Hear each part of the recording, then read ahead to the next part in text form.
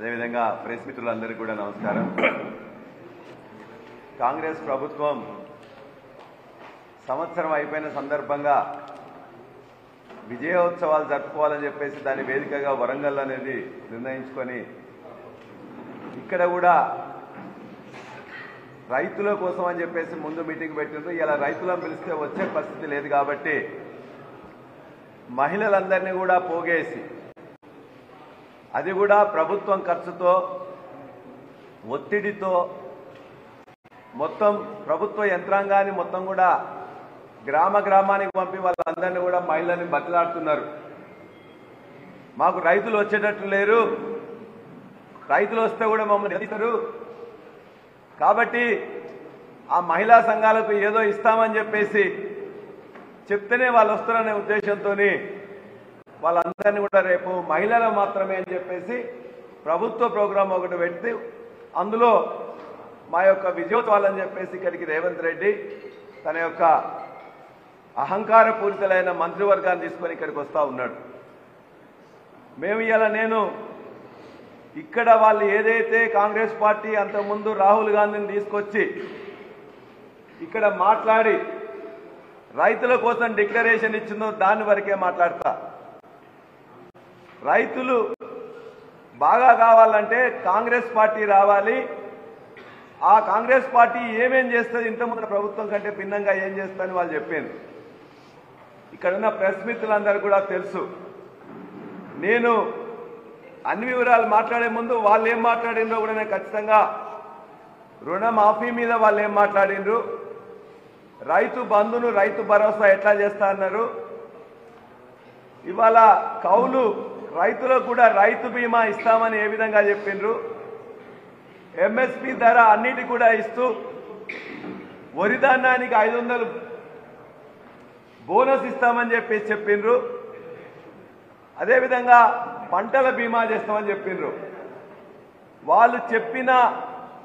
వాళ్ళు చేసిన తీర్మానాల్లో ఒక్కటైనా అమలు చేసినా అని చెప్పేసి నేను ఇవాళ ప్రశ్నిస్తున్నా.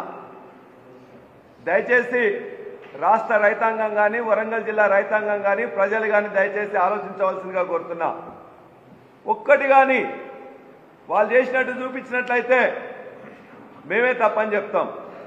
ఒకవేళ వాళ్ళు ఈ సంవత్సర కాలంలో వాళ్ళు చెప్పింది చేయపోయినట్లయితే ఇప్పటికైనా ఈ యొక్క సభ ద్వారా ప్రజలకు క్షమాపణ చెప్పాలి, రైతులకు క్షమాపణ చెప్పాలి. వాళ్ళు ఏదైతే వాళ్ళు ఇంతకుముందు చేస్తామని చెప్పి చేయలేదో వాటన్నిటిని కూడా చేయాలని చెప్పి నేను కోరుతా ఉన్నా. వాళ్ళ డిక్లరేషన్ కొన్ని నేను ఖచ్చితంగా మీకు నేను చూపించదలుచుకున్నా. వాళ్ళు రైతు రుణమాఫీ మీద వాళ్ళు ఏం మాట్లాడినో చూడాలి.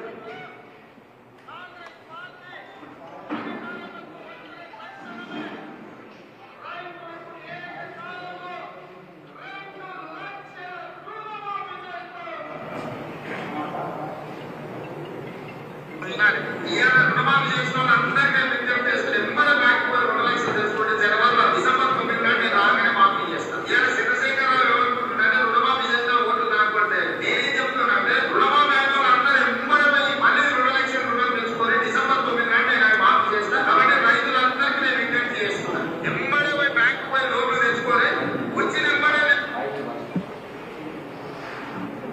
2 లక్షల పైన రుణమాఫీ ఉన్నవాళ్ళు 2 లక్షల పైన ఉన్న రుణాన్ని బ్యాంకులో చెల్లించండి. మీరు చెల్లించిన మరుక్షణం ఆ 2 లక్షల రూపాయల కూడా మీ ఖాతాలో వేసే బాధ్యత మా ప్రభుత్వం తీసుకుంటారని చెప్పి నేను ఆ రైతాంగానికి తెలియజేస్తున్నాను. 2 లక్షల పైన ఉండేవాళ్ళు మనం చెప్పేదాన్ని కట్టమంటారు. ఎప్పుడు మనం డబ్బులు కట్టమంటే ఆ రోజు దానికి 40 అమౌంట్ వేస్తాం. దాన్ని ఇప్పుడే కట్టి నేను 10 రోజులు అవుతుంది అలాగే చేస్తారు. రైతు రుణమాఫీ మీద 2 లక్షలు చేస్తా, 42 లక్షల మంది రైతులకు ఉన్నది, 40,000 కోట్లు అవుతుందని చెప్పేసి వాళ్ళు మొత్తం కూడా అన్ని పేపర్లు కూడా రాసినాయి. కానీ క్యాబినెట్కి వచ్చేసరికి దాన్ని ఏం చేశారు, స్టేట్ లెవెల్ బ్యాంకర్స్ మీటింగ్లో 40,000 కోట్లు చెల్లించాలని చెప్పి దాన్ని క్యాబినెట్ మీటింగ్ వచ్చేసరికి 31,000 కోట్లు చెల్లించాలని చెప్పేసి తీర్మానం చేసిండ్రు. క్యాబినెట్లో తీర్మానం చేసిండ్రు. అసెంబ్లీకి వచ్చేసరికి బడ్జెట్లో వాళ్ళు పెట్టింది 27,000 కోట్లు. కానీ వాళ్ళు 3 సార్లు బీఆర్ఓ ఇచ్చి వాళ్ళ మేము ఇస్తామని చెప్పింది 17,000 కోట్లు. వాళ్ళ యొక్క ముఖ్యమంత్రి కానీ మంత్రులు కానీ ఇప్పటికే చెప్తున్నారు 31,000 కోట్లు ఇవ్వాలి, 42 లక్షల మంది రైతులకు ఇవ్వాలి, 2 లక్షల పైన ఉంటే చేయండి, మీరు కట్టండి అని చెప్పేసి అనేక మంది లక్షలాది మంది రైతులు ఇవాళ 2 లక్షల పైన ఉన్న వాళ్ళు ఆ డబ్బులు కూడా కట్టి మిత్తి కట్టి ఇవాళ ఎదురు చూస్తున్నారు. మీరే చెప్తున్నారు 40% ఇప్పటిదాకా కాలే, 20 లక్షల మంది రైతులకు కూడా రాలే, 22 లక్షల మంది రైతులు ఎదురు చూస్తున్నారు. దరిదాపుగా ఇంకా 15,000 కోట్లు రుణమాఫీ చేయాలి. కాబట్టి ఖచ్చితంగా అది ఇవ్వాలని చెప్పి మేము కోరుతా ఉన్నాం. ఆ రైతు రుణమాఫీ ఎవరికైతే మిగిలిపోయినదో నువ్వు ఒట్లేసి తిట్టి ఇవాళ మొత్తం కూడా ఎన్నికల ముందు, పార్లమెంట్ ఎన్నికల ముందు, అసెంబ్లీ ఎన్నికల ముందు చెప్పినవో నీ విజయోత్సవ సభలో ఇప్పటికైనా క్షమాపణ చెప్పి మిగతా రైతులందరికీ కూడా రుణమాఫీ చేయాలని చెప్పి నేను కోరుతా ఉన్నా. అంతేకాదు రైతు బంధు ఇస్తానని చెప్పిండు, రైతు బంధు ఇస్తానని చెప్పేసి ఇంకేం మాట్లాడిండు, అందులోనే క్లియర్గా చెప్పిండ్రు వాళ్ళు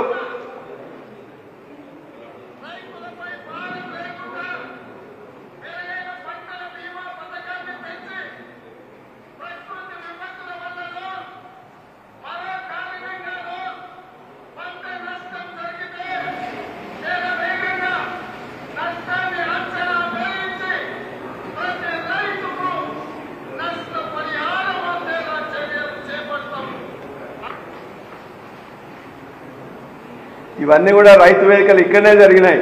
ఇక్కడ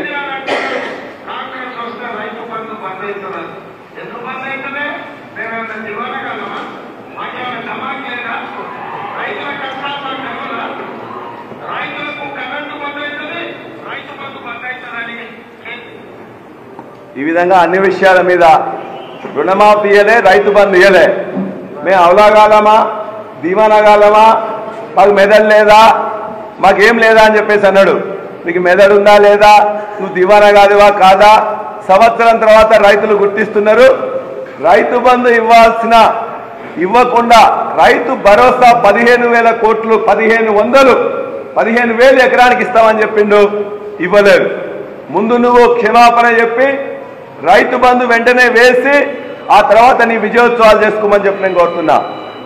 కౌలు రైతులకు కూడా రైతు బీమా ఇస్తా అని చెప్పిండు, కౌలు రైతులకు రైతు బీమా ఇస్తా అని చెప్పిండు, ఇవ్వలేదు. పంటల బీమా కేసీఆర్ గారు చేయట్లేదు, ఆ పంటల బీమా నేను చేస్తా. ప్రైమ్ మినిస్టర్ ఫసల్ బీమా యోజనలో మేము పార్టిసిపేట్ చేస్తాం. ఈ ప్రభుత్వం కేసీఆర్ గారు ప్రభుత్వం చేయట్లేదు అన్నాడు. ప్రైమ్ మినిస్టర్ ఫసల్ బీమా యోజనలో పార్టిసిపేట్ చేయలే. ఈ సంవత్సర కాలంలో ₹1 కానీ 1 ఎకరానికి కానీ పంటల బీమా కింద డబ్బులు ఇవ్వలే. అన్ని మాయ మాటలు, మోసపు మాటలు, అబద్ధ మాటలు, అసత్యాలు. అంతేకాదు ఇవాళ రైతాంగానికి సంబంధించిన రుణమాఫీ ఫెయిల్, రైతు బంధు ఇస్తానని చెప్పేసి ఇవ్వలే, రైతు బీమా కూలీలకు, రైతు కూలీలకు అందరు కూడా ఇస్తామని చెప్పేసి ఇవ్వలే, పంటల బీమా చేస్తానని చెప్పిండు, చేయలే. ఇక నిన్న ఆయన మాట్లాడుతూ చెప్తున్నాడు, మొత్తం కూడా వ్యవసాయ శాఖ మంత్రి చెప్తున్నాడు, ఈ దేశంలో అత్యంత ఎక్కువ వరి పంట రేవంత్ రెడ్డి నాయకత్వంలో వ్యవసాయ శాఖ మంత్రి దున్ని పండించిందట. సిగ్గు శరం ఉండాలి. 2014లో స్థానం ఉన్న తెలంగాణలో ఇవాళ నెంబర్ 1గా లాస్ట్ ఇయర్ వరకే తీసుకొచ్చినాం.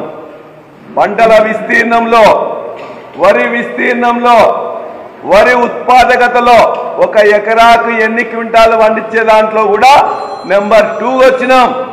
విస్తీర్ణంలో నెంబర్ 2గా వచ్చినాం, ఉత్పత్తిలో నెంబర్ 1గా వచ్చినాం. మీరు చేసిన పని ఏం లేదు. చెరువులు బాగు చేసుకున్నాం, 24 గంటల కరెంట్ ఇచ్చినాం, కాళేశ్వరాన్ని కంప్లీట్ చేసుకున్నాం. నిన్న మాట్లాడుకుంటూ సిగ్గు లేకుండా ముఖ్యమంత్రి రేవంత్ రెడ్డి ఒక ట్వీట్ పెట్టిండు, కాళేశ్వరం లేకున్నా ఇవాళ మేము అత్యధిక పంట పండించామని. కాళేశ్వరం అంటే నీకేం తెలుసు?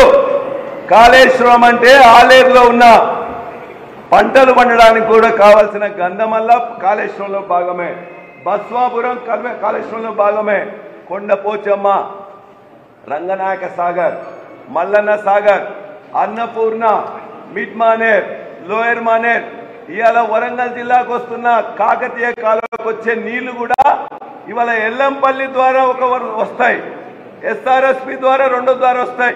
వర్షం వస్తే వస్తాయి. కాళేశ్వరం నుంచి అవసరం అనుకున్నాం నింపుకుంటున్నాం. కాళేశ్వరంలో ఏమున్నదో తెలియదు. కాళేశ్వరంలో ఏదో పర్రె వాసింది, చీరిక వాసింది అని చెప్పి సంవత్సరం నుంచి దాన్ని నింపకున్నా కూడా మిగతా ఏదైతే ఉన్నదో దాన్ని నింపుకున్నాం. ఇవాళ ఆ కాళేశ్వరం వల్లనే ఇవాళ కొండపోచమ్మ కింద అయినా, రంగనాయక సింగ్ అయినా, లేకపోతే వరంగల్ జిల్లాలో ఉన్న మిగతా భాగాలైనా, ఇవాళ ఉన్న దేవాదుల్లో జనగామ నియోజకవర్గం, స్టేషన్ గన్పూర్ నియోజకవర్గం, పాలకుర్తి నియోజకవర్గం, మిగతా దగ్గర కూడా ఇలా నీళ్ళు వచ్చినట్టే దేవాదులు కంప్లీట్ చేసుకోవడం వల్లనే. కాబట్టి 2022-23 వరకే 1,00,000 ఎకరాలు కాదు, కోటి, ప్రతి నియోజకవర్గంలో 1,00,000 ఎకరాలు, కోటి ఎకరాలకు నీళ్లు ఇచ్చింది ఇలా కేసీఆర్ గారి ప్రభుత్వం. కాబట్టి ఇవాళ కాళేశ్వరం లేకుండా పంటలు లేవు. కాళేశ్వరంతోనే మేము పండించిన పంటలు ఇలా పండిస్తా ఉన్నారు తప్ప వేరే కాదు. అదే కాదు, మీ తెలివి ఉన్నట్లయితే ఇలా కల్లాలల్లో మొత్తం కూడా వడ్ల రాసులు పోస్తున్నాయి. మీరు చెప్పారు 85 లక్షల మెట్రిక్ టన్నులు తీసుకుంటామని. ఇవాటి వరకు ఎంత తీసుకున్నారో చెప్పిండ్రా? 10 లక్షల మెట్రిక్ టన్నులు కూడా తీసుకోలే. ఒక్కరోజు కూడా ప్రెస్ నోట్ ఇవ్వలే, సమాచారం ఇవ్వట్లే. వాళ్ళు ఇలా 85 లక్షల మెట్రిక్ టన్నులు తీసుకుంటామని ఇలా 10 లక్షల మెట్రిక్ టన్నులు కూడా ప్రొక్యూర్మెంట్ కాలే. నీ చేతగాని ప్రభుత్వానికి, చేయలేని ప్రభుత్వానికి ఛాలెంజ్ చేస్తున్నాం. దమ్ముంటే ఎన్ని కొన్నారో చెప్పండి. కొన్న దాంట్లో వ్యవసాయ శాఖ మంత్రి చెప్తాడు 60% సన్నాలు వేసినామని. మరి 60% సన్నాలు వేస్తే 10% కూడా నువ్వు కొనలే. ఎందుకు మాయ మాటలు చెప్తున్నారు? ఇవాళ నువ్వు 85 లక్షలు నువ్వు ప్రొక్యూర్ చేస్తావని ఛాలెంజ్ చేస్తున్నా. గత యాసంగిలో, అంతకుముందు యాసంగి కంటే యాసంగిలో పంట తక్కువ మీరు ప్రొక్యూర్ చేసిండ్రు. ఇవాళ నేను ఛాలెంజ్ చేస్తున్నా, గత వానాకాలంలో ప్రొక్యూర్ చేసిన దానికంటే ఇవాళ నువ్వు ఎక్కువ ప్రొక్యూర్ చేస్తావు. మునగానువైతే చూపించు. సన్న ఓట్లకే ఇస్తాను, ఆ తెలివి కూడా లేదు. కాబట్టి నువ్వు అన్ని రంగాల్లో ప్రొక్యూర్మెంట్లో ఫెయిల్ అయినావు, రైతు బంధు ఇవ్వడంలో ఫెయిల్ అయినావు, రుణమాఫీ చేయడంలో ఫెయిల్ అయినావు. కాళేశ్వరం నీళ్లతోనే, ఇవాళ జల కళతోనే ఇవాళ నువ్వు నీళ్లు కొన్ని చోట్ల ఎత్తిపోయకున్నా కూడా మేము చేసిన ఏదైతే నిర్మాణం ఉన్నదో దాంతోపాటు ఇలా పంట పడుతుంది తప్ప మరొకటి కాదు. నేను ఇంకొక అంశం మాట్లాడి నేను బంద్ చేస్తా. రెండో అంశం, ఇవాళ చాలా మంది ఉద్యోగాలు మేమిస్తే నువ్వు ఇచ్చినావని చెప్పి సిగ్గు లేకుండా చెప్పుకుంటూ ఇలా మహారాష్ట్ర పోయి ఇంకో దగ్గర పోయి చెప్పుకుంటూ చేస్తున్నావు. నువ్వు టీచర్లు అదేవిధంగా మిగతా 2-3 మీటింగులు పెట్టినావు. ఎల్బీ స్టేడియంలో టీచర్లకు పెట్టి టీచర్లతో గొప్పగా మాట్లాడినావు. అదేవిధంగా మొన్న విద్యార్థులతో మాట్లాడినావు. 10 సంవత్సరంలో ఎక్కడా లేని విధంగా ఇవాళ ప్రభుత్వ పాఠశాలల్లో, అదేవిధంగా గురుకులాల్లో, రెసిడెన్షియల్ కళాశాలలో గత సంవత్సరం కంటే ఈ సంవత్సరం 2 లక్షల అడ్మిషన్లు తక్కువైనాయి. 2 లక్షల అడ్మిషన్లు తక్కువైనాయి. సిగ్గుపడు. ప్రభుత్వం చేత కావట్లేనందుకు, ఎడ్యుకేషన్ మినిస్టర్ అయినందుకు ఇవాళ మొత్తం గురుకులాలకు మొత్తం కూడా రోగాలు అంటుకున్నాయి. 42 మంది విద్యార్థులు చచ్చిపోయినరు, ఆత్మహత్యలు చేసుకుంటున్నారు. భోజనం సరిగ్గా పెట్టలేవు, దానికి సిగ్గుపడు. ఆ వైఫల్యాల గురించి ఆలోచించు. విజయోత్సవం కాదు. చివరిగా ఒకటే మాట మాట్లాడతా. ఇవాళ ఈ జిల్లాలో ఉన్న మంత్రులు కానీ, ఈ జిల్లాలో ఉన్న ఇన్ఛార్జ్ మంత్రి కానీ, ఎమ్మెల్యేలు కానీ మొత్తం కూడా ఇష్టం వచ్చినట్లు చేస్తూ ఉన్నారు. కొంతమంది నేను రిటైర్ అవుతున్నా కాబట్టి ఎట్లా సంపాదించుకోవాలని చెప్పేసి ఓరు అటవీ భూములు వెంట పడుతున్నారు, ఇంకోరు గనుల వెంట పడుతున్నారు, ఇంకోరు మొత్తం కూడా మట్టి దోస్తే మట్టి మీద వెంట పడుతున్నారు. మా 70 ఏళ్ళ వయసు అయిపోయింది, మేము సంపాదించుకోలేదని చెప్పి కొంతమంది ఎమ్మెల్యేలు. కొంతమంది నేను మొదటిసారి ఎమ్మెల్యేలు అయినా కాబట్టి ఎమ్మెల్యే అయితే మొత్తం కూడా మళ్ళీ అవుతామో కామో అని చెప్పి వాళ్ళు కూడా మొత్తం మీద ఊర్ల మీద పడుతూ ఉన్నారు. ఇష్టం వచ్చినట్టు తిడతా ఉన్నారు. మితిమీరిన అహంకారం, అంతులేని అవినీతి. ఇక మంత్రులైతే బూతు మాటలు, రోత పనులు. అదేవిధంగా ఇన్ఛార్జ్ మంత్రి అయితే వాడు పిట్టల దొర, తుపాకీ రాముడు. ఇవాళ వాళ్ళే కూడా మొత్తం బయట పెడతాం. ఇవాళ రైతు బంధుకు సంబంధించిన 7,500 కోట్లని పందికొక్కుల్లాగా మెక్కిండ్రు. పందికొక్కుల్లాగా మెక్కి ఇన్ఛార్జ్ మంత్రిగా ఉన్న అతను మొత్తం కూడా మొదటిసారి మంత్రి అయిండు, మొదటిసారి ఎమ్మెల్యే అయిండు. చాలా అహంకారంతో మాట్లాడుతున్నాడు. బిడ్డ మేము చెప్తున్నాం, ఇలా వరంగల్కి నువ్వు ఇన్ఛార్జి మంత్రిగా ఉండొచ్చు, నువ్వు ఖమ్మంలో చేసిన అన్నిటి కూడా బయటికి తెస్తాం. 10 సంవత్సరాలు మేము కూడా వెంజెన్స్ పాలిటిక్స్ చేయలే, ఎవరిని కూడా ఇబ్బంది పెట్టలే. కావాలంటే సహాయం చేసినాం తప్ప మంత్రులు కానీ ఎమ్మెల్యేలు కానీ అధికారులు కానీ మీలాగా ఈ విధమైన చర్యలు తీసుకోలే. నీ భూములు ఎక్కడ ఆక్రమణ నువ్వు చేసినావో తీస్తాం, ఏ విధంగా బిల్లులు ఎత్తినావో తీస్తాం, ఏ విధంగా అక్రమంగా పర్మిషన్ తీసుకొని కట్టినో తీస్తున్నాం. రామన్ననో హరీష్ రావు గారినో ఇలా కేసీఆర్ గారి మీదనో వాళ్ళ ఖాళీ గోటికి సరిపోని నీవు ఇష్టమో మాట్లాడుతున్నావు. బిడ్డ నీ సంగతి కూడా చూస్తామని చెప్పి మేము తెలియజేస్తా ఉన్నాం. చేతనైతే రైతులకు చెప్పినవి చెయ్యండి. ఇలా మొత్తం విద్యార్థులకు జరిగే నష్టం కాకుండా చూడండి. అంతేగాని ప్రజలకు మేలు చేసే చెప్పండి. మీరు చేయలేని కనీసం మేము చేసిన వాటి కొనసాగిస్తే చాలు అని చెప్పేసి మేము రేవంత్ రెడ్డి కానీ మంత్రులకు కానీ ఇక్కడి నుంచి మేము డిమాండ్ చేస్తున్నాం. ఏదైతే వరంగల్ వేదికగా రాహుల్ గాంధీని తీసుకొచ్చి ఇవాళ ఇక్కడ చెప్పించినవో ఆ రాహుల్ గాంధీకి ప్రియాంక గాంధీకి కావాల్సిన పైసలు ఇక్కడి నుంచి తీసుకోబోతా ఉన్నావు. హెలికాప్టర్ ఇక్కడి నుంచి తీసుకోబోతున్నావు. అడ్వర్టైజ్మెంట్ 300 కోట్లు పెట్టి ఇక్కడి నుంచి తీసుకోబోతున్నారు. ఇవన్నీ కూడా మొత్తం తెలంగాణ సంపదను దోచి అక్కడ పెడుతున్నారు. ఇక్కడ మొత్తం అన్ని వ్యవస్థలు కూడా కుప్పకూలిపోయినాయి. రియల్ ఎస్టేట్ డమాలైపోయింది, ఆర్థిక వ్యవస్థ డమాలైపోయింది.